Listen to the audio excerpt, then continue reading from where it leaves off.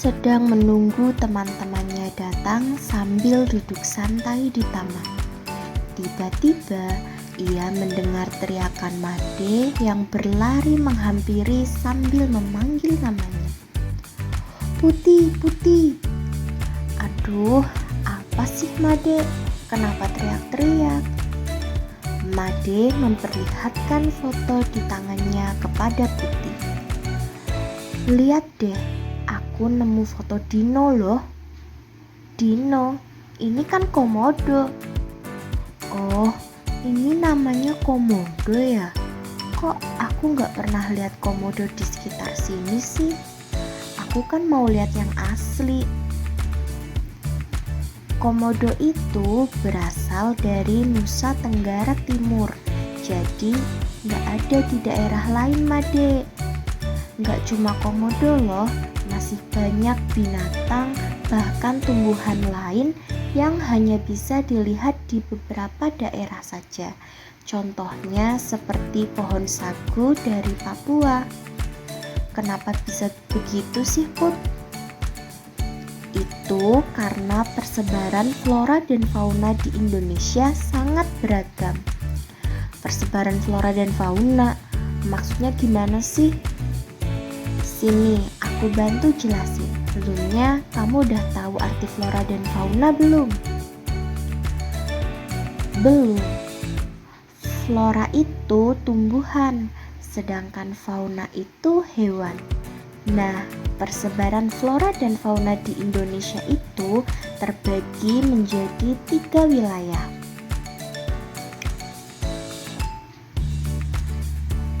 Ketiga wilayah tersebut yaitu wilayah Indonesia bagian barat atau yang biasa disebut dengan tipe Asiatis, kemudian wilayah Indonesia tengah atau yang biasa disebut dengan tipe peralihan, dan yang ketiga wilayah Indonesia timur atau yang biasa disebut dengan tipe Australis. Kita mulai bahas dari flora dulu ya.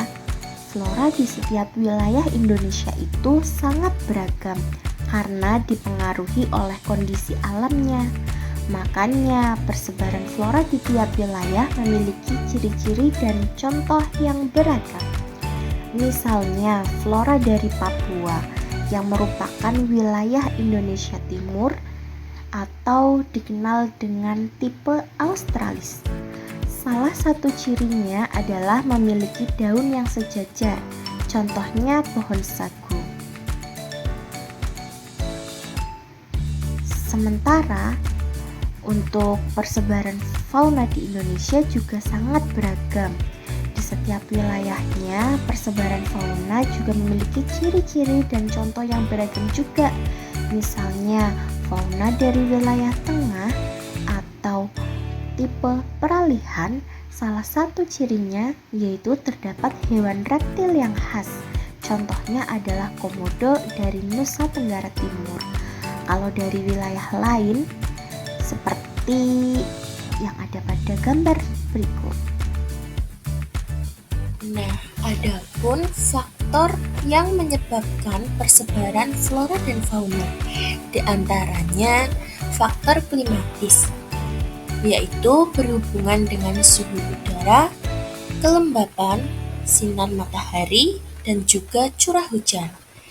Kemudian faktor yang kedua yaitu faktor edafik. Faktor-faktor yang berhubungan dengan keadaan tanah seperti keasaman atau pH tanah, tekstur tanah, struktur tanah, jenis tanah, kandungan air, dan kandungan udara. Faktor yang ketiga yaitu faktor fisiografis, berhubungan dengan ketinggian tempat dan juga bentang lahan suatu wilayah seperti dataran rendah, dataran tinggi, cekungan, maupun gunung api.